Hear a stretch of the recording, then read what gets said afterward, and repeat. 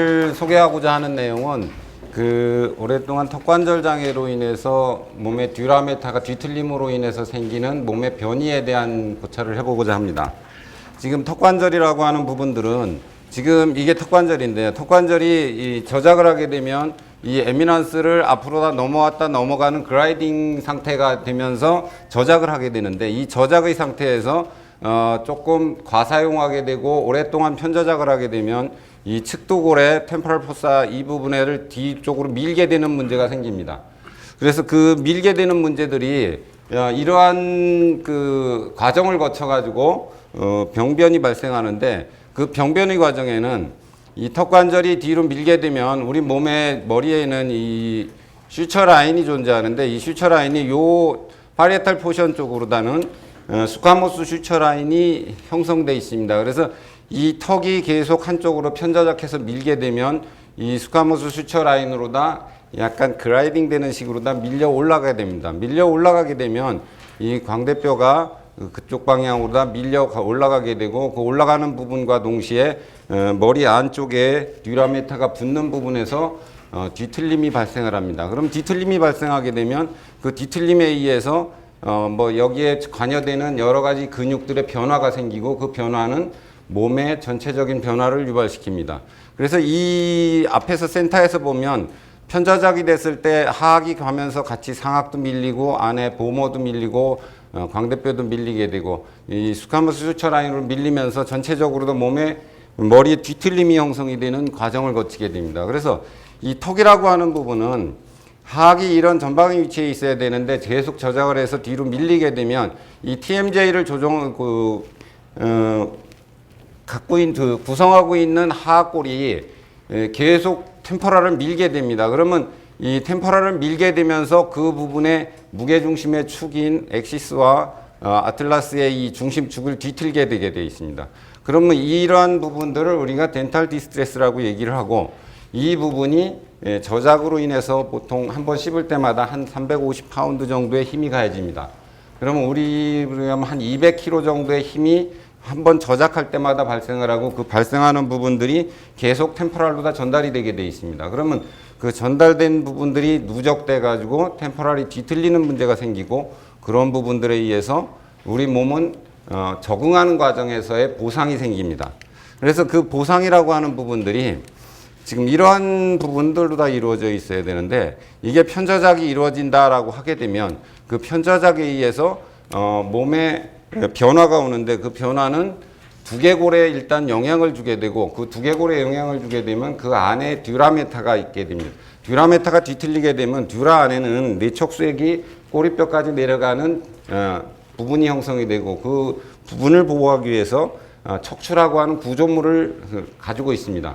그러면 듀라라고 하는 부분이 듀라메타가 뒤틀렸을 때 그 부분이 가지런하게 내려가는 그 통로의 힘을 우리가 프라이머리 레스피레이트 무브먼트라고 얘기를 하는데, 그 무브먼트가 깨짐으로 인해서 몸의 기능적인 저하와 동시에 모든 변화가 생깁니다. 그래서 그 씹는 부분도 그렇지만 침을 삼킬 때도 한 일정 정도의 힘이 가해지면서 보통 한 2kg 정도의 힘이 가해진다고 그래요. 그러면 그런 부분들이 총칭해서 합쳐져 가지고 일정 정도의 힘이 씹을 때만 가해지는 게 아니라 침을 삼키고 우리가 말을 하고 하는 부분에 의해서 누적되게 작용이 되고 있습니다.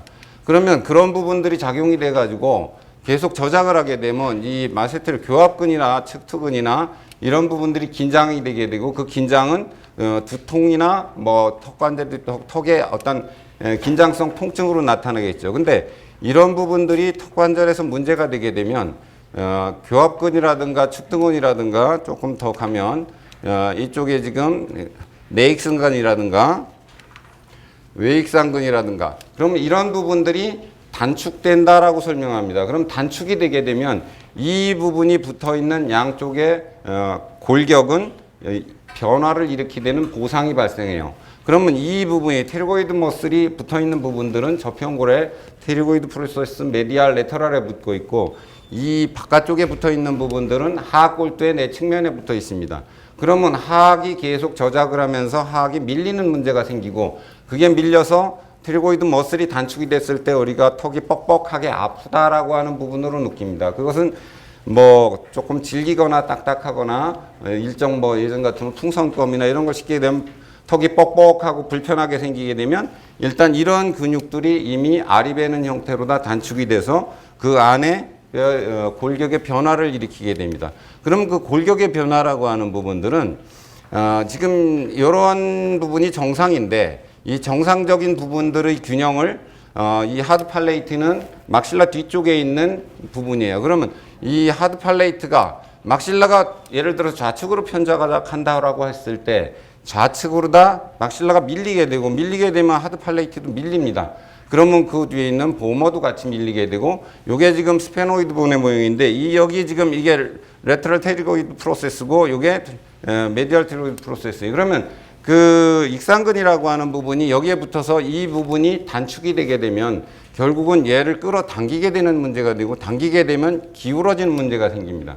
그럼 기울어졌을 때 이 부분이 추체로라고 하는 부분으로서 뒤틀림이 생겨요. 그러면 우리가 눈으로 가는 시신경에 직접적인 턱관절의 영향은 안 받지만 간접적으로 추체로에 뒤틀림이 생기면서 문제가 되고 뇌신경 12개 중에 뭐 2번 뇌신경, 1번 뇌신경 또는 12번 뇌신경은 직접 턱관절의 영향을 받지는 않지만 간접적으로 영향을 받고 있습니다. 그러면 그런 부분들이 지금 3, 4, 6번 우리가 동안신경, 외전신경, 활차신경과 같은 부분들의 영향을 직접 줌으로 인해서 눈에 상당한 부분에 영향을 줘서 그 부분으로 많은 정보를 얻고 있습니다.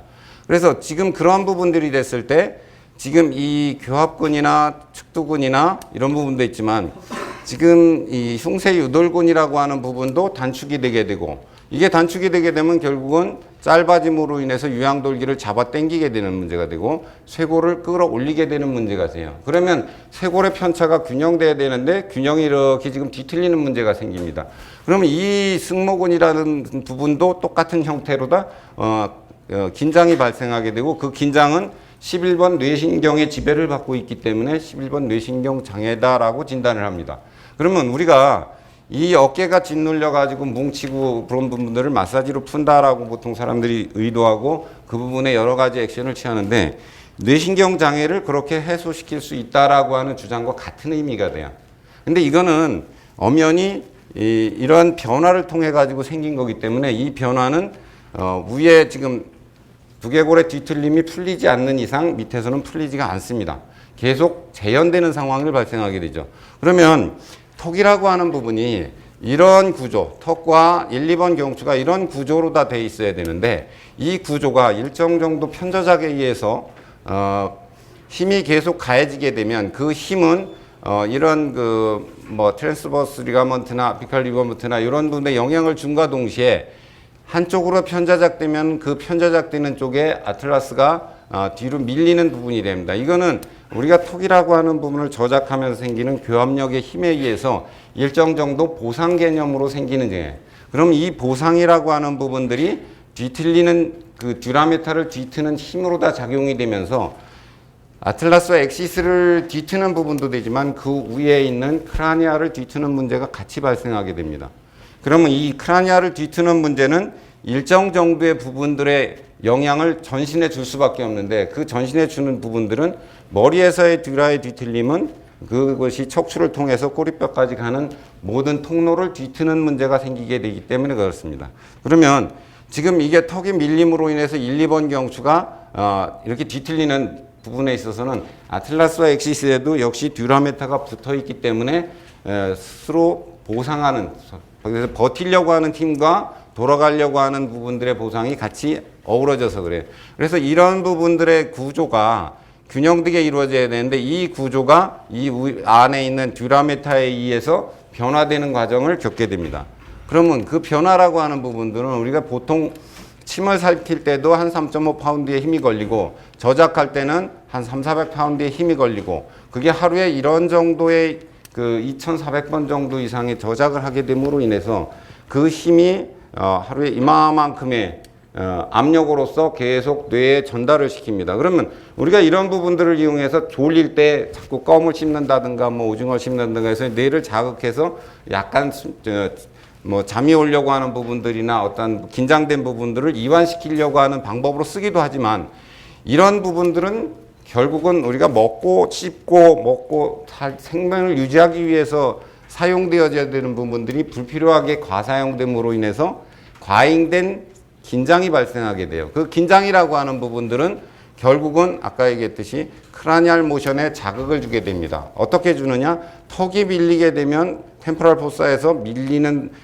작용이 계속 작용되면서 템포럴이 파리에탈 포션으로 다 밀리는, 그러니까 스쿼머스 수처 라인 쪽으로 다 밀려서 그 밀리는 부분들이 일정 정도의 문제를 보상작용으로 일으키게 됩니다. 그러면 그렇게 편저작을 하게 되는 주 원인들의 하나는 크로스바이트 된 경우가 제일 많아요. 우리가 보통 치아를 뭐 약간 떼우거나 했을 때 약간 높게 하게 되면 시끈시끈하고 계속 마취는 문제가 생기는데, 그런 부분들은 간섭이라고, 인터퍼런스라고 얘기를 해요. 그런 간섭들이 발생하게 되면 그 간섭에 적응하기 위해서 우리 몸은 끊임없이 간섭을 피하는 쪽으로 다 이동하게 돼 있습니다.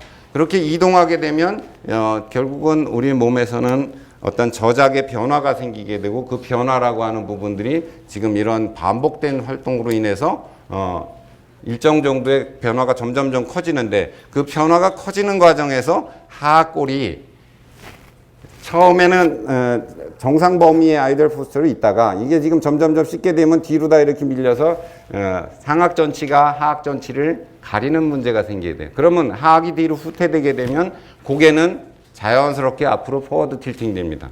우리가 처음에 태어나서 그 일정 정도 카이포시스의 상태대로 다 선천 커브를 갖고 있는데, 그게 고개를 가누면서 목에 로도시스가 형성이 되고 앉고 쓰면서 허리에 로도시스가 형성이 돼요. 근데 그 부분이 이 하악이 저작과 지금 간섭에 의해서 한쪽으로 편향되게 밀리게 되면 밀린 부분만큼의 측방이 발생하게 되고, 그 측방이 발생함과 동시에 하악이 후방됨과 동시에 고개가 앞으로 전방되게 돼요. 그래서 포워드 틸팅 되게 되면 다 자연스럽게 일자목이 형성이 됩니다. 또 한 가지, 이게 편측으로 다 저작을 하게 되면 편측으로 저작한 부분의 반대 방향으로 다 목은 측만이 발생하게 돼요. 그거는 듀라메타가 그러한 상태의 보상을 이루게 되기 때문에 그런 현상들이 발생을 합니다. 그러면 이런 부분들이 뒤틀리게 되면 결국은 머리 쪽으로 다 올라가는 부분에 아틀라스와 엑시스가 틀어지게 되면 이 추골동맥에서 눌리게 되고, 하악이 뒤로 밀리게 되면 내경동맥도 또한 같은 형태로 다 눌리는 형태가 돼요. 그러면 뇌로 올라가는 부분들의 혈액의 공급이 일정 정도 압력을 받게 되기 때문에 그 압력은 스스로 혈액을 더 많이 올리게끔 유지시키려고 뇌압을 올리는 형태가 아니라 혈압을 올리는 형태로 다 작용이 되고, 그 올라간 놈은 똑같이 올라가는 것만 압박이 된 게 아니라 내려가는 부분도 압박이 되기 때문에 뇌압이 올라가는 형태로 진행이 됩니다. 그렇게 되면 일정 정도 우리 몸은 유지를 하다가 결국은 일정 시점에서는 다시 떨어뜨리는 상황이 돼요. 그러면 뇌는 그만큼의 혈액 공급을 못 받는 문제가 됩니다. 그래서 이 내경동맥과 추골동맥이 문제가 결국은 여기서 윌리스 서클에서 아나스토모시스 돼가지고 서로 보완을 시키고는 있지만, 실제 턱이 많이 밀리게 되면 얘가 문제가 됨으로 인해서 중대뇌동맥 쪽으로 올라가는 혈액의 공급 자체가 줄게 되고, 뒤쪽에서 추골동맥이 눌리게 되면 올라가면서 90도로 다 두 번 정도 이렇게 변환되면서 올라가는데, 아틀라스 엑시스가 이렇게 뒤틀리는 문제가 생기게 되면 거기에 눌림이 성되니까 뒤에서 펄떡펄떡 뛰는 형태의 어떤 불편함. 그러면 그런 부분들을 우리가 중풍전조증이다 이런 식으로 다 이제 이전 문헌을 보면 설명되어져 있어요. 그러면 이 부분들에 대한 문제들을 어떻게 해결할 것이냐라고 하는 부분들을 좀 하려고 하는 건데, 이 상태가 턱이 뒤로 밀리게 되면은 이게 지금 비강이고 이게 구강인데, 여기서 지금 크로스 체인지 되는데 이게 뒤로 밀리면은 여기가 지금 압박이 되는 문제가 돼요. 그래서 우리가 코골이라고 하는 부분도 코에서 고는 게 아니라 여기서 구개부에서 봅니다. 그러니까 그런 부분들과 동시에 이 지금 앞에 센터 라인도 아까 보모가 밀리면 보모 앞쪽에 에스모이드가 있고 그 앞쪽에 그 나살 septum이 있는데 septum 자체가 이렇게 밀리는 현상이 생기겠죠. 그러면 비중격 만곡증이라고 하는 상태가 발생할 수밖에 없습니다. 우리가 비중격이 어느 쪽이 더 잘하고 덜 잘하고 이런 표현을 쓰는 경우도 있는데, 그런 경우에서 생기는 것이 아니라 지금 이러한 상태에서 생긴다라고 봅니다. 그래서 그러한 부분들의 문제가 생기게 되면 상부경추에 영향을 주게 돼요. 그러니까 턱의 문제가 두개골의 뒤틀림을 위해서 듀라가 뒤틀리게 되면 그 부분이 상부경추를 통해서 몸의 전신으로 다 영향을 주게끔 내려갑니다. 그러면 그러한 부분들이 어떤 전신 증상을 갖게 되느냐라고 했을 때 이러한 부분들로 다 나타납니다. 그러면 이러한 부분들은 우리 몸의 전신 증상에 빠지는 부분들이 거의 없습니다. 이것만 있는 것이 아니라 그 다음 이런 부분도 있습니다.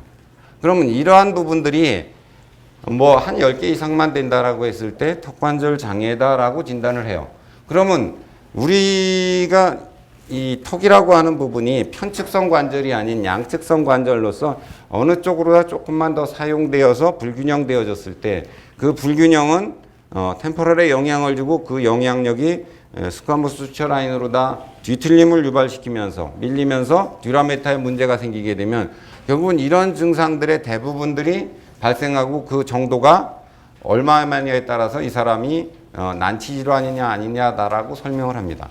그러면 이런 부분들이 TMJ 장애가 있을 때 균형된 아이디얼 포스처가 웨이도나 견봉중앙, 고관절, 조괴과로서 이어지는 이상적인 자세와 중심에서 이렇게 유지가 돼야 되는데 이 유지가 턱에서 왼쪽으로 밀리게 되면 광대뼈도 밀리게 되고 측두골도 밀리게 되고 유양돌기는 끌려오게 되고 쇄골은 올라가게 되고 그러한 식으로 다의 어떤 근육의 보상이 이루어지면서 몸은 목이 오른쪽으로 다 휘게 되고 흉추도 오른쪽으로 다 휘게 되고 허리는 왼쪽으로 휘게 되는 측만을 발생시킵니다.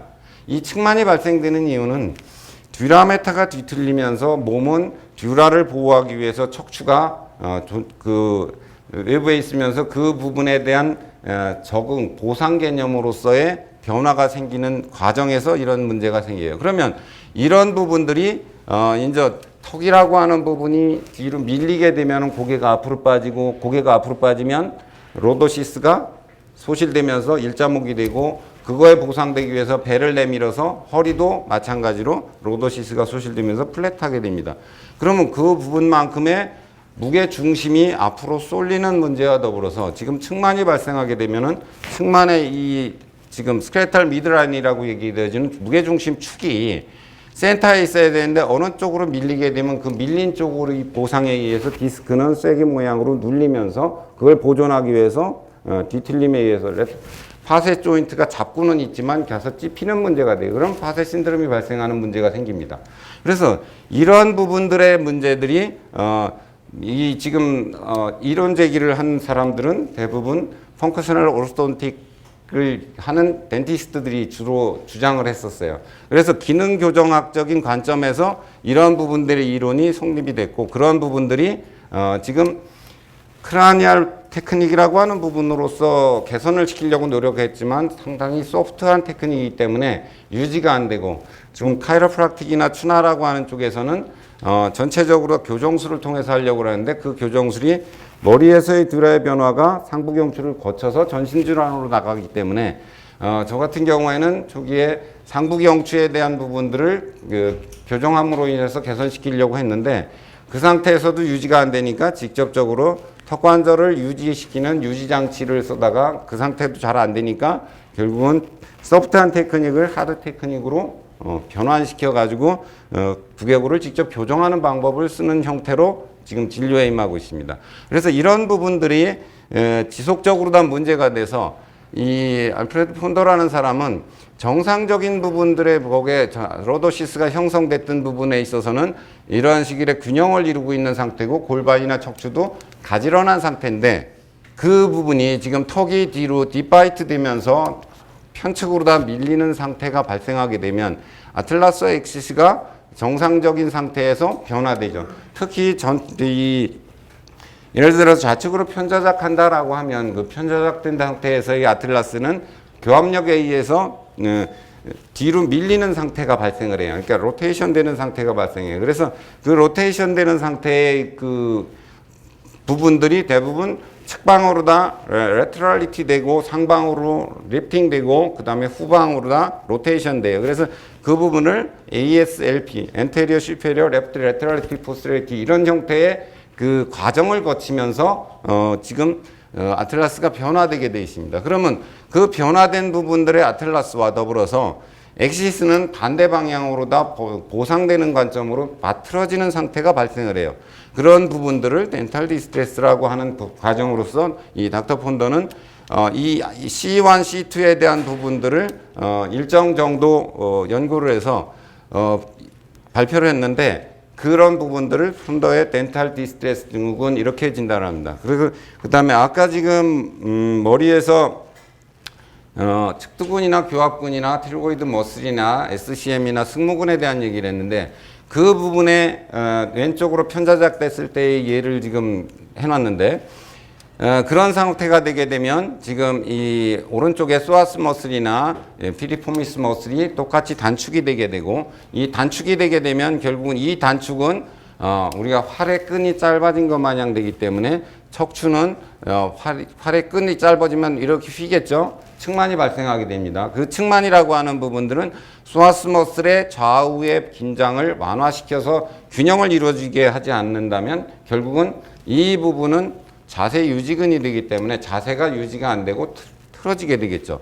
그래서 그런 부분들이 밑에서 보게 되면 이러한 근육도 똑같이 단축이 돼서 이 슬개 연골을 잡아 당깁니다. 그러면 아까 지금 여기서 지금 오른쪽에 소아스 머슬이나 피리포미스 머슬이 단축이 됐고 그 단축된 놈이 지금 이러한 근육들을 긴장시켜 가지고 좌골신경통이 발생하게 되면 결국은 우리가 환도라고 하는 부분에 침을 놔서 이상근을 이완시키려고 하는 노력도 하고 장유근을 이완시키려고 하는 노력도 합니다. 그러면 이 근육이 단축이 돼서 이 슬개골을 계속 잡아당기는, 특히 쭈그리고 앉으려고 할 때 슬개골을 잡아당기면 여기가 계속 찢어지겠죠.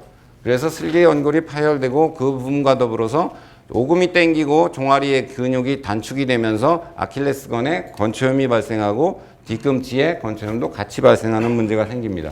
그러면 이러한 부분들의 이 좌골신경통이 발생하려고 하면 결국 꼬리뼈가 뒤틀리는 문제 이전에 척추가 틀어지는 측만이 발생을 해야 돼요. 그런 측만이 발생하는 부분들은 전체적으로 다 머리에서 듀라메타가 뒤틀려서 생기는 보상으로 발생한다라고 설명하는 겁니다. 그래서 척추가 이게 지금 뇌 경막이 지금 머리에서부터 이렇게 내려오면서 머리의 뇌신경이라든가 오장육부로 가는 자율신경에 대한 조절을 여기 척추에서 나와서 하는데 그 듀라가 이런 형태로 되어 있어야 되는데 머리에서 뒤틀리게 되면 이렇게 뒤틀리는 문제가 생깁니다. 이 뒤틀리는 문제들이 결국은 우리 몸에서는 어떻게 적용되느냐에 따라서 적용돼서 보상되는 과정에 따라 가지고 몸은 계속 틀어지겠죠. 그래서 이 닥터 폰더라는 사람은 아까 덴탈 디스트레스 증후군 해가지고 아까 그 상부경추의 질환에 대한 증상과 지금 이 증상을 비교해 보면 거의 전신 증상으로 다 같은 상태에 나타나게 됩니다. 그러면 결국은 치아의 문제가 두개골에 영향을 주고 두개골이 상부경추에 문제를 두면서 TMJ 증상과 크라니알의 이상 증상과 상부경추의 이상 증상이 거의 일치되는 상태의 변화를 갖게 되고 있습니다. 그러면 그러한 부분들이 이 턱이 지금 템포럴에 영향을 줘서 요 지금 하악골두가 에미넌스를 넘어왔다 넘어가서 저작이 이루어지는데 이게 뒤로 밀려서 웨이드 쪽으로 가게 되면 요 사이의 공간을 바이럴 아미랄 존이라고 하는데 한 3mm 정도 떨어져야 되는데 그게 붙어가지고 밀고 측독으로 밀고 올라가면서 이런 문제가 생긴다고 그랬죠. 그렇게 문제가 생기다 보니까 그 문제들은 이 12개의 뇌신경, 말초신경 12개 중에 9개의 뇌신경이 턱관절 주변을 지나고 있습니다. 1, 2번, 12번 신경만 지나지 않고 나머지 신경들은 다 영향을 줄 수밖에 없어요. 이 부분의 뇌신경들이 다 영향을 받습니다. 그러면 그 영향을 안 받는 1번 신경이나 추각신경이나 2번 시신경 같은 경우에 간접적인 영향을 받아서 실질적으로 치료해놓으면 눈이 침침했던 게 환해졌다 이런 표현들을 거의 대부분의 사람들이 합니다. 그러면 그 부분에 상부경추에서의 문제로 얘기한다 그러면 이거는 지금 3차 신경의 분포도로 얘기하는데 이 1번 뇌신경 경추신경의 문제가 이 부분에 영향을 제일 많이, 그래서 템포랄리스의 긴장을 많이 유발시키고 2번 경추신경은 이쪽 부분에 이렇게 부종을 일으켜가지고 뭐 조금 붓게 되면은 약간 호떡 마냥 부었다. 또 조금 많이 부었다면 호빵 마냥 부풀어 오는 정도로 부어서 결국은 여기에서 약간의 자극을 받으면 머리에서 뻥뻥 터지는 것 마냥 강렬한 통증을 느껴서 진통제로다는 제어가 되지 않는 그러한 통증이 발생합니다. 3번 경추신경 같은 경우는 우리가 풍지열 부분에 가서 긴장이 발생하고요. 그러니까 그런 부분들이 머리뼈의 그 슈처가 이런 형태로 다 돼 있기 때문에 쉽게 틀어지지도 않고 쉽게 개선되지도 않습니다. 예, 그렇기 때문에 한번 개선시켜 놓으면 그 유지력은 상당히 오래 유지가 됩니다. 그래서 템포럴이 문제가 되게 되면 이게 지금 저평골이고 후두골을 위에서 본 부분인데 여기 템포럴인데 템포럴이 뒤틀리게 되면 이 저평골과 후두골의 스페노바실라 정션이 이 부분에 이렇게 펌프질을 하는 부분들이 뇌척수가 위에서 뇌 밑으로 내려가게 하는 1차 호흡 운동의 힘이 동력원이 되는데 이 부분이 이렇게 펌프질을 해야 되는데 이게 뒤틀린다고 생각하면 펌프질이 잘 안 되겠죠. 우리가 1차 호흡 운동은 6회에서 12회 정도 하는 2차 호흡인 폐호흡의 18회 정도의 호흡과는 전혀 다른 기전을 갖고 있습니다. 그 기전의 범주 내에서 1차 호흡장이 떨어진다. 예를 들어서 한 8회 정도로 떨어지고 이렇게 되면 그만큼 몸의 기능은 아주 현격하게 떨어지는 문제가 발생합니다. 그래서 이러한 부분들의 문제들을 여기서 보면 중간에 이런 구멍을 통해서 특히나가 저평골에 많은 포라멘이 있고 그 포라멘을 뇌신경이 지나가고 있습니다. 그럼 그 뇌신경에 대한 문제들이 발생할 수밖에 없고요. 그 발생하는 부분들을 위해서 보면 요게 저평골에 대한 문제고 이게 후두골의 문제인데 이 저평골이 틀어지게 되고 상악이 측방으로 밀리게 되고 하악이 밀고 들어가면 이 두개골의 밑받침이라고 하는 부분이 좁아드는 문제가 돼요. 예를 들어서 골반이라고 하는 부분도 균형을 이루고 있을 때 괜찮지만 이게 뒤틀리게 되게 되면 골반 내강이 좁아들므로 인해서 자궁이 뒤로 후굴되게 되고 시그모이드 직장이 눌려서 변비가 발생하고 소변이 자주마렵게 되고 하는 그런 부분들이 생기게 됩니다. 그래서 자동적으로 다 그런 부분들에 대한 문제들이 발생을 하게 되고 그 부분이 여기서 턱이 지금 밀므로 인해서 상악도 밀리고 광대뼈도 밀리고 그런 부분들이 생기고 여기서 지금 보면 이 상악이 밀릴 때 뒤에 팔라틴과 이게 지금 보머고 이게 에스모이드고 이게 스페노이드입니다. 그러면 스페노이드 본이 움직여진다는 얘기는 거기에 뇌하수체라든가 아까 얘기했던 포라멘의 뇌신경이 지나가는 부분들에 다 영향을 줄 수밖에 없어요. 그런 영향 부분들이 이 막실라에서도 일정 정도 영향을 주게 되고 그 부분들에 대한 부분들이 우리가 얘기하는 난치 질환들의 대부분이 형성이 됩니다. 그래서 그런 부분들이 치료의 관점에서 본다 그러면 여기 지금 바이막실러리 슈처가 있고 프리막실러리 슈처가 있어요. 그러면 좁아져 있는 우리가 지금 보통 심리교정에서 사사발치를 해가지고 악궁을 좁아뜨려 가지고 좁게 하게 되니까 결국은 턱이 뒤로 더 밀려서 고개가 더 앞으로 빠지고 얼굴의 표정근이 더 각인장되고 두통을 일으키는 경우를 흔히 보게 되는데 그러한 상태에서의 문제를 이 바이막실러리 슈처나 프리막실러리 슈처를 이렇게 좀 벌려서 악궁을 더 넓혀가지고 우리가 크로스바이트 된 그 이빨에 이렇게 튕겨졌다 그러면 이게 들어갈 수 있는 공간을 지금 벌려서 확보시켜주는 방법으로다 교정을 하는 노력을 하려고 하는 게 구강내 장치인 어플라이언스를 착용시키는 방법이고 지금 요거는 조금 내용이 광범위하게 하는데 닥터 그로스톡이라고 하는 사람이 그럼 어떻게 교정할 것이냐라고 하는 부분들을 얘기를 할 때 요런 장치로서 지금 우리가 치료라고 하는 부분들을 할 수 있는 플랫 라인 옆에서 이런 장치로 찍어 가지고 이 플랫 라인을 보게 되면 우리가 교정술의 기본적인 방법은 라인 오브 커렉션을 지켜서 티슈 브레이크에서 숏 어저스 하는 건데 그 부분의 라인을 어떻게 설정하느냐라고 하는 부분들을 이렇게 레터럴 뷰로 다 찍어서 설정하고 이러한 방법으로서 위에 버텍스 뷰를 찍어 가지고 일정 정도 아틀라스가 로테이션 된 부분들을 확인할 수 있고 이러한 상태로 다 아까 지금 찍어 가지고 이 플랫 라인을 봤을 때 S 라인의 방향으로 다게 되면 좌우로 다 얼만큼 기울어진 리프팅된 부분을 확인할 수가 있습니다. 이런 방법으로 다 해서 이전에는 어떤 액팅을 탁탁탁탁 때리는 식의 건으로 다 사용해서 치료하려고 하는 시도를 했었는데 지금 그런 방법들은 조금 어려움이고 그래서 그런 부분들을 나지움 상태에서 로테이션 된 부분과 리프팅된 부분들을 지금 확인하고요. 그런 부분들을 하이트 팩터와 로테이트 팩터를 구해 가지고 코디네이트 시켜서 일정 정도 액팅 시키는 벡터 방향을 구해 가지고 총으로 다 땅땅땅 때리는 방법을 씁니다. 자, 그러면 그러한 부분들을 하기 위해서 이 크라니알이라고 하는 부분이 우리가 전제되어야 되는데, 자, 치과에서의 기능교정학적인 문제로서 장치를 끼워가지고 그 균형을 유지하려고 하는 노력과 크라니알이라고 하는 부분들의 슈처 라인이 일정 정도 움직임으로 인해서 그 움직임의 범위에서 불균형되게 움직여지게 되면 결국은 안에 있는 두개골이 움직여짐으로 인해서 듀라메타가 뒤틀리면서 요러한 식의 그 듀라가 뒤틀리는 문제가 생기면서 몸의 척추가 변환되게 됩니다. 그 변환되는 부분들을 이러한 과정을 통해 가지고 일정 정도 고찰하려고 하는 사람들이 있었어요. 그거를 크라니알 모션이라고 하는 부분들이 어떻게 되느냐에 따라서 되겠습니다. 그러면 지금 하고자 하는 얘기는 턱이 예를 들어 좌측 방으로 다 밀려가지고 됐다라고 하면 결국은 편저작이 됐고 광대뼈가 막실라가 올라갔고 템포랄이 올라갔고 그 상태에서 유양돌기에서 SCM이 끌려 내려오니까 결국은 이 템포랄이 인터널 로테이션 되는 상태가 발생을 해요.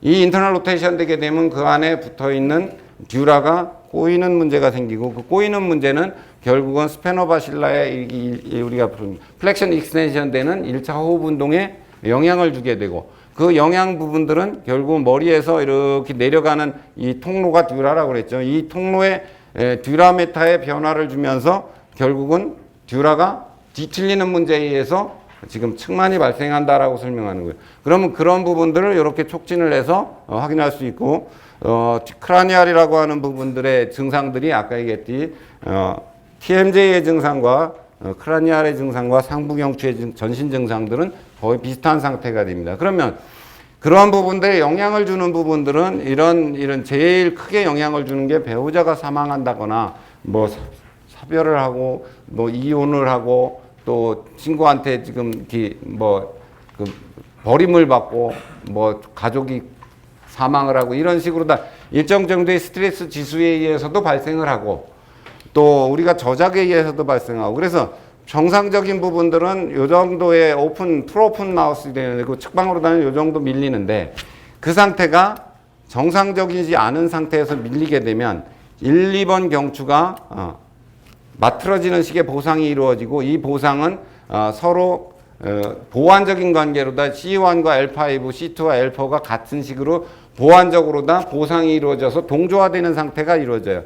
그러면 경추 1, 2번과 흉추 1, 2번과 요추 4, 5번이 동조화되고 그 동조화된 부분이 아까 이 턱이 오른쪽으로 왼쪽으로 하셨을 때 목이 오른쪽으로 휘고 흉추가 오른쪽으로 다 휘고 허리가 왼쪽으로 휘고 하는 상황이 발생한 것이 나중에 2차 성징이 발현되는 즈음에 교합력의 변화가 생겨가지고 반대로 다치게 되면 턱이 측방되면서 목이 오른쪽으로 했던 게 반대로 역전되는 상황이 되면서 측만의 문제들이 혼돈에 빠지면서 불안정한 상태가 돼서 통증을 일으키는 부종을 굉장히 많이 유발시키는 상태가 돼가지고 일반적으로 낙침도 생기고 뭐 그런 부분들이 발생합니다. 그래서 이렇게 지금 균형을 이루어야 되는 놈이 측방으로 밀리게 되고 뭐 디베이션 되든 디프렉션 되든 되게 되면은 그런 부분들의 문제들이 전체적으로 그래서 우리가 목의 가동성이라고 하는 부분이 레터럴 플렉션 45도 앞으로다 뒤로다 또는 로테이션 70도 정도 되는데 그런 부분들이 일정 정도의 문제가 발생을 함으로 인해서 변화가 됩니다.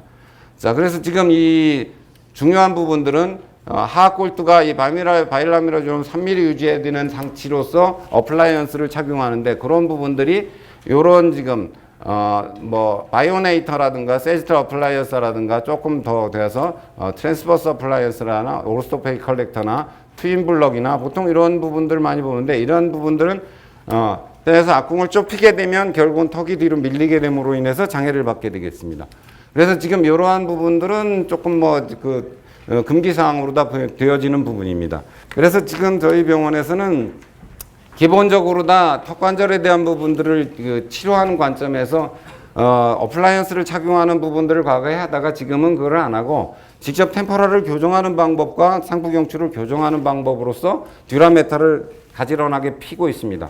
그렇게 펴주게 되면은 척추는 휘어있던 부분들이 보상 개념이 풀리면서 가지런하게 되고 그 가지런한 부분들이 일정 정도 골반의 뒤틀림이 정상 상태로 유지돼서 머리가 틀어지지 않는 이상 계속 유지되고 있습니다. 그리고 그런 부분들이 지금 조금 제한을 한다 그러면 턱관절에 대한 문제의 상황에서 발생하는 부분들을 어플라이언스를 착용시켜서 하려고 하는 기능 교정학자들도 있는가 하면 우리 한방에서 제시할 수 있는 부분들은 지금 뭐 템포럴리스를 푼다든가 교합근을 푼다든가 아니면 직접 안쪽에 있는 테리고이드 머슬을 이완시킨다든가 또는 뭐 이 SCM이라는 승모근을 이완시키기 위한 방법으로서 일정 정도 적용을 하게 되면 됩니다. 그래서 우리 지금 그 한방에서 할 수 있는 부분들은 뭐 침도 할 수 있고 직접적으로 여기다 장치를 끼는 방법이 아니다 하더라도 일정 유지할 수 있는 식으로 안에서 이 익상근을 이완시키는 방법을 해서 풀어주게 되면 이완된 만큼의 두개골의 뒤틀림이 완화되는 부분도 있어요. 근데 이 자체가 밀려가지고 직접 뒤틀린 부분들이 그냥 되돌아오려고 하는 부분들로 다 하는 것이 구강내 장치를 껴서 한 8개월 정도 유지시키면 된다라고 하는데 실질적으로 저도 이제 이 부분을 한 30년 가까이 뭐 장치도 껴보고 뭐 모든 방법을 다 동원해 봤는데 사실 마무리가 잘 안 되는 부분들이 있어요. 그래서 지금은 장치를 끼는 경우는 굉장히 좀 심한 경우에만 한정적으로 다 일시적으로 끼게 되고 왜냐하면 이게 꼈을 때 이제 이 아까 지금 바이라미라존이 소프트 티슈가 자라면서 빼고 씹게 되면 다시 이게 뭉개져 스카 티슈가 발생하는 문제가 발생합니다. 그래서 가능한 한 장치를 끼는 것보다는 직접적으로 이 템포럴을 조정한다거나 상부경추를 조정을 해서 듀라메탈을 가지런하게 풀어주게 되면 결국은 척추는 가지런하게 풀리는 형태가 대부분 되는데 지금 그러한 부분들이 이 흉추 부분에 있어서는 흉골이나 흉추나 갈비뼈나 견갑골이 잡고 있기 때문에 그 안에 내강의 장기가 이미 차 있습니다. 우리가 측만이 발생하면서 똑바로 있어야 될 놈이 측만이 발생하게 되면 그 넓어진 부분과 좁아진 부분이 발생하는데 이 좁아진 부분이 성장기 때 앞뒤로 두꺼워지면서 장기는 자기가 차지할 수 있는 공간을 확보해요. 그걸 리펌프라고 하거든요. 골반에서도 마찬가지로 뒤틀리면서 일단 룸바 프로미스 발생합니다. 근데 치료를 해보면 이 성장기 이전의 애들은 그래도 이걸 어느 정도 가지런하게 성장을 하면서 보완적으로 다 좀 이 측만이라고 하는 부분들이 완화되는 게 훨씬 더 수월한데 허리 부분에 있어서는 잘 풀립니다. 근데 위의 부분들은 장기가 자라가지고 일정 정도 차 있는 놈이 일정 시점 예를 들어서 만 13세가 경우에서 티네이지가 돼서 육체적으로 성장이 다 이루어진 다음에 그 부분을 위해서 푼다고 하더라도 측만이라고 하는 부분이 쉽게 풀리지는 않습니다. 왜냐하면 안에 장기가 꽉 차 있기 때문에 이 부분이 다시 들어오고 이 장기가 다시 뭐 이렇게 좁아지고 이런 식으로 나는 진행되지 않습니다. 근데 어쨌든 더 틀어지려고 하는 힘은 제거할 수 있거든요. 그래서 지금 측만이라고 하는 부분들에 대한 부분들을 한다 그러면 조금 더 이 장치라고 하는 부분을 끼는 부분도 필요로 하지만 이완시켜주고 위에서 뒤틀림을 풀어서 듀라메타의 뒤틀림을 풀어서 비교적 가지런하게 해주는 것이 제가 제언하는 바입니다. 이상입니다.